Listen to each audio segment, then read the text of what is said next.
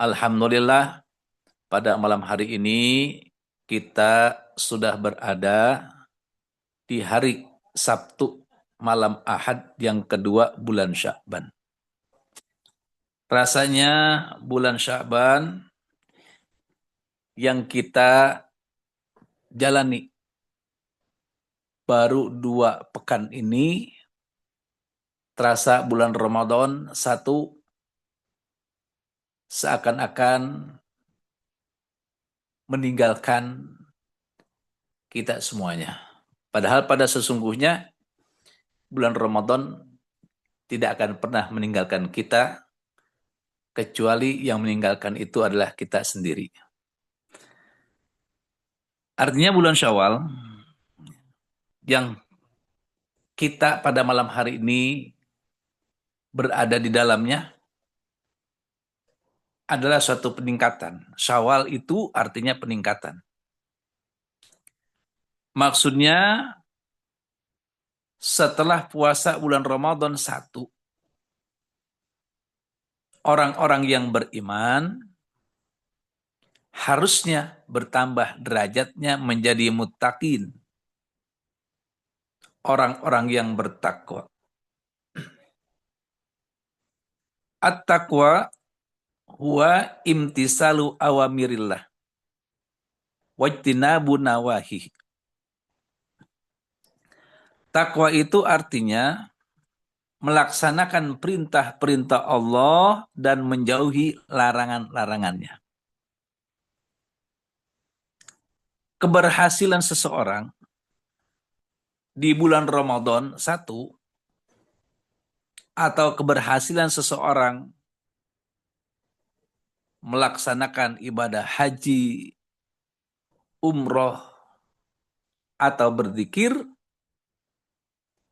itu diukur dengan amal perbuatannya setelah dia melaksanakan ibadah itu, baik ibadah puasa bulan Ramadan, ibadah haji, ibadah umroh, atau dia berzikir. Jadi kalau dia puasa bulan Ramadan, bagaimanakah dirinya? Artinya perubahan yang ada pada dirinya di bulan Syawal. Bagaimanakah perubahan diri seseorang ketika dia selesai melaksanakan ibadah haji atau umroh? Atau bagaimanakah diri seseorang setelah dia melakukan zikir kepada Allah? Karena tujuan ibadah tersebut pasti akan meningkatkan rasa takutnya kepada Allah. Kalau bulan Ramadan, puasa bulan Ramadan itu tujuannya la'alakum tattaqun. Dan ciri-ciri orang yang bertakwa menurut Sayyidina Ali karramallahu wajhah itu ada 4. Jadi ketika dia setelah melaksanakan ibadah puasa, dia melaksanakan ibadah haji, dia melaksanakan ibadah umroh, dia mendawamkan zikir, pasti di suatu kepastian jiwanya akan berubah. Jiwanya akan berubah, ketakwaannya kepada Allah semakin meningkat. Katakan oleh saya, takwa itu al-khauf minal jalil. Takwa itu takut kepada Allah yang maha agung. Takut kepada Allah bukan arti menjauhkan diri dari Allah karena rasa takut. Tetapi sebaliknya, ketika seseorang bertambah takutnya kepada Allah, harusnya dia mendekat kepada Allah. Karena takwa disebut juga adalah khasyah. Takut yang diiringi dengan rasa cinta. Sehingga orang yang bertakwa kepada Allah itu takut untuk menyekutukan Allah. Atau disebut juga haibah. Haibah itu takut yang diiringi dengan pengagungan. Sehingga orang yang bertakwa tidak berani meninggalkan perintah-perintah Allah dan melanggar larangan-larangannya. Orang yang bertakwa selalu melaksanakan segala perintah-perintahnya dengan harap-harap cemas. Diterima atau tidak amal ibadahnya yang dia lakukan. Sambil menjauhi larangan-larangannya. Dia selalu menambahkan kebaikan-kebaikan pada dirinya dan mengurangi keburukan-keburukan pada dirinya. Tuh. Itu namanya al-khaufu minal jalil. Ciri yang pertama. Orang yang ketika dia beribadah, apa itu puasa, haji, umroh, atau dzikir. Meningkatnya rasa khauf, khasyah, dan haibah kepada Allah. Dan yang kedua, cirinya kata Sayyidina Ali, al-amalu bitanzil. Beramal dengan yang diwahyukan oleh Allah, yaitu Al-Quran. Rasulullah SAW bersabda, telah aku tinggalkan dua perkara kepada kamu yang tidak akan pernah tersesat selama berpegang teguh kepadanya. Yaitu kitabullah, Al-Quran, dan sunnah-sunnahku. Al-Quran yang diturunkan oleh Allah kepada Nabi Muhammad sebagai pedoman hidup untuk kita semuanya, maka paling tidak dibaca, dipelajari isinya,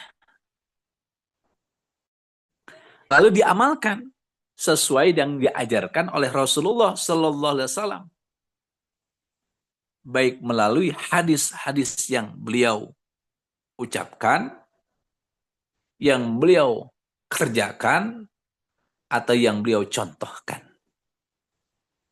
Karena hadis Rasulullah Sallallahu Alaihi Wasallam itu tidak semuanya berupa ucapan. Yang namanya hadis Rasulullah Sallallahu Alaihi Wasallam ada kalanya berupa perbuatan. Ada kalanya berupa akhlak, ajaran Rasulullah Sallallahu Alaihi Wasallam atau sikapnya Rasulullah. Ini ciri yang kedua, orang yang bertakwa, al-amalu bitanzil, mengamalkan isi Al-Quran sesuai dengan yang diajarkan oleh Rasulullah Sallallahu Alaihi Wasallam. Lalu yang ketiga adalah ridho bil qalil. Ridho dengan yang sedikit. Dikatakan di dalam kitab Al-Syuhur, ya, man lam yashkuril qalil, lam yashkuril katsir. Barang siapa yang tidak bisa mensyukuri yang sedikit, maka dia tidak akan bisa mensyukuri yang banyak. Jadi banyak atau sedikit nikmat yang kita terima, semuanya itu wajib kita syukuri.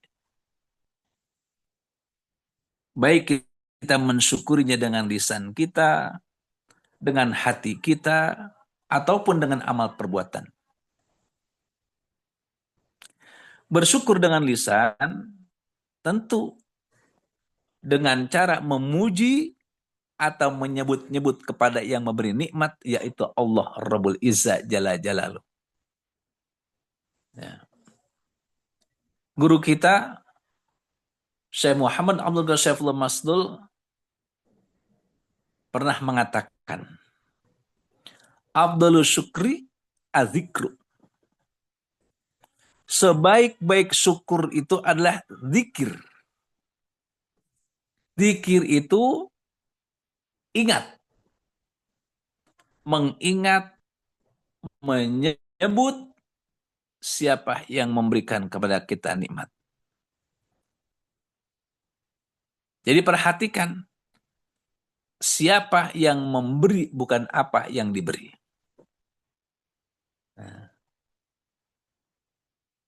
Dan tidak ada satu yang paling afdol, yang paling utama, zikir yang diamalkan oleh Nabi kita, Nabi besar Muhammad SAW.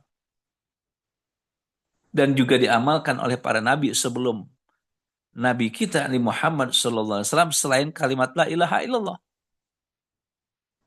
Sebagaimana sabda beliau, afdhalu ma qultu ana wa nabiyyuna min qabli la ilaha illallah. Yang paling utama aku amalkan dan diamalkan oleh nabi-nabi sebelumku, yaitu la ilaha illallah. Dan Rasulullah SAW bersabda kepada Sayyidina Ali karamallahu wajhah wa radhiyallahu an, ya Ali, laqinu mautakum la ilaha illallah. Hai Ali, talkinkanlah orang-orangmu sebelum mati la ilaha illallah. Jadi kalimat ini, kalimat zikir yang paling afdol, yang disebut sultanu zikri, rajanya zikir, adalah satu kalimat zikir yang paling penting, yang paling utama, yang paling agung, yang dinamakan dengan kalimatul taqwa, kalimatul ikhlas. Bahkan kalimat la ilaha illallah tertulis di pintu-pintu surga, dan dia juga dinamakan miftahul jannah, kuncinya surga.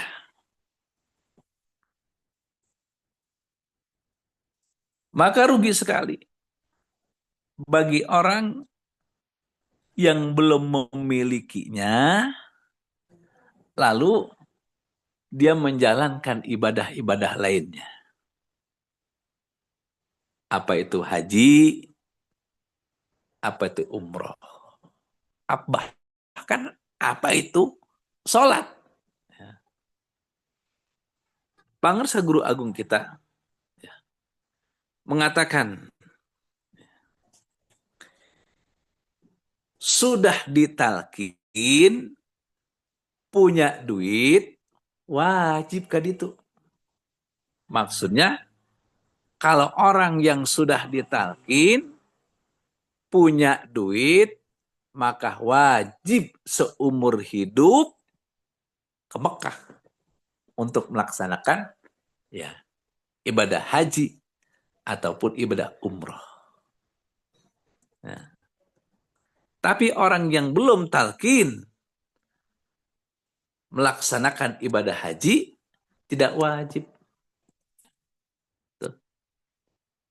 Dan orang yang belum ditalkin, ketika dia sholat, bahkan sholatnya di Masjidil Haram, di depan Ka'bah, sampai jidatnya terbentur Ka'bah, benjol bahkan pecah, tapi kalau kalbunya belum ada nama Allah, maka salatnya dihukumi sendak gurau, mukaan watas dia, tepuk tangan dan bersiul saja.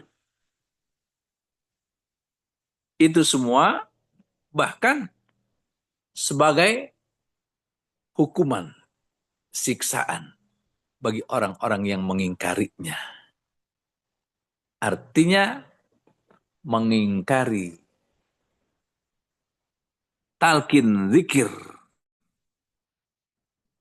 yang memasukkan nama Allah Rabbul Izzah Jalla Jalalu ke dalam kalbu.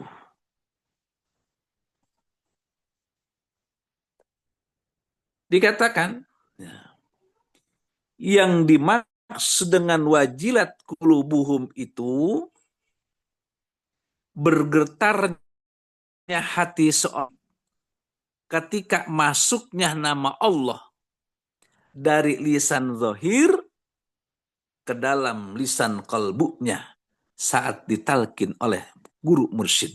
Itu namanya wajilat kulubuhum. Bergetarnya hati seorang murid ketika masuknya nama Allah ke dalam lisanul qalbi yang ditalkinkan oleh guru mursyid.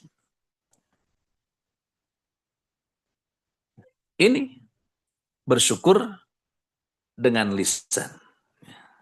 Jadi kita harus sering memperbanyak menyebut Allah yang telah memberikan nikmat kepada kita semuanya. Dengan apa? Tentu dengan zikir yang paling baik, yang paling utama. Ya. Ini luar biasa. Saking pentingnya zikir ini, Rasulullah memerintahkan mentalkinkan kepada orang-orang yang sebelum mati. Karena kita tidak tahu. Ya. Ketika kita sakit, ketika kita sedang sekarat, bahkan, kira-kira ada orangkah di samping kita?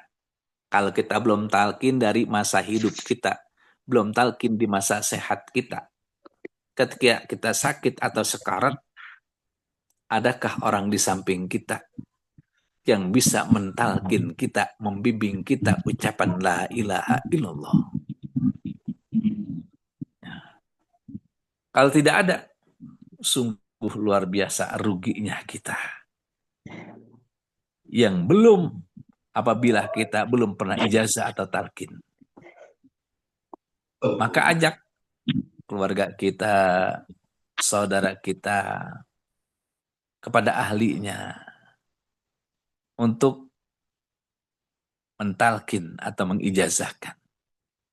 Nah, kalimat zikir yang paling afdol ini pun sebagai ciri orang yang bertakwa keempat, yaitu al-isti'dadu liyamir rahil, bersiap-siap untuk menghadapi kematian.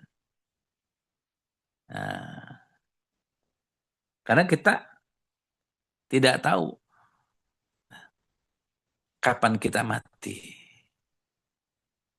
Jadi kalau belum talqin di masa hidup, belum talqin di masa sehat, kita sangat rugi kalau tidak ada orang yang membimbing kita ketika kita sedang sakit atau ketika kita sedang sekarat. Tidak ada orang yang membimbing ruh kita. Sedangkan kalau kita sedang sekarat, mampukah kita? Bisakah kita untuk mengikuti talqin zikir itu? Belum tentu. Ya. Jadi kita peringatkan, kita ajak sekali lagi keluarga kita, saudara kita, manfaatkan sisa-sisa umur, manfaatkan mumpung-mumpung masih sehat untuk mendapatkan talqin zikir dari guru mursyid atau paling tidak dari wakilnya. Untuk apa? Kalimat la ilaha illallah itu agar supaya kita tahu caranya benar dalam mengucapkannya kalimat tersebut. untuk persiapan menyambut kematian diri kita, karena kita tidak tahu ajal kita akan berakhir hari ini, besok, atau lusa. Nah, ini bersyukur dengan ucapan yang sangat penting. Kalau bersyukur dengan hati, kita meyakini segala apa yang kita terima, sehat atau sakit, kaya atau miskin, bahagia atau sengsara, itu semua dari Allah. Ya. Jadi, jangan kita melihat apa yang diberi, tapi lihatlah siapa yang memberi kita. Nah, lalu setelah kita bersyukur dengan ucapan kita, dengan kolbu kita, ya, bersyukurlah kita dengan perbuatan. Ya, tentu dengan melaksanakan perintah-perintah Allah dan menjauhkan larangan-larangannya. Dengan kesadaran diri dan suka rela. Ya. Tidak membeda-bedakan antara bulan Ramadan 1 ataupun bulan Ramadan 2 dan seterusnya. Tidak membedakan di mana tempat kita beribadah, di Mekah, Madinah, atau di Indonesia. Ya, tetap. Kenapa? Sebab Tuhan yang disembah pada bulan Ramadan atau Tuhan yang disembah di Mekah atau Madinah sama dengan Tuhan yang disembah pada bulan lainnya. Tuhan yang sama pada tempat lainnya. Tetap semangat untuk mengamankan, melestarikan ajaran guru mursyid agar supaya kita senantiasa mendapatkan keridhaan dari Allah Rabbul Izzah Jalla Jalalu melalui keberkahan karamah ajaran dari guru mursyid kita. Al-Fatihah. A'udzubillahi minasyaitonirrajim. Bismillahirrahmanirrahim. Alhamdulillahirabbil alamin arrahmanirrahim maliki yaumiddin. Iyyaka na'budu wa iyyaka nasta'in. Ihdinas siratal mustaqim. Siratal ladzina an'amta 'alaihim ghairil maghdubi 'alaihim waladdallin. Amin. Wassalamualaikum warahmatullahi wabarakatuh. Waalaikumsalam warahmatullahi wabarakatuh.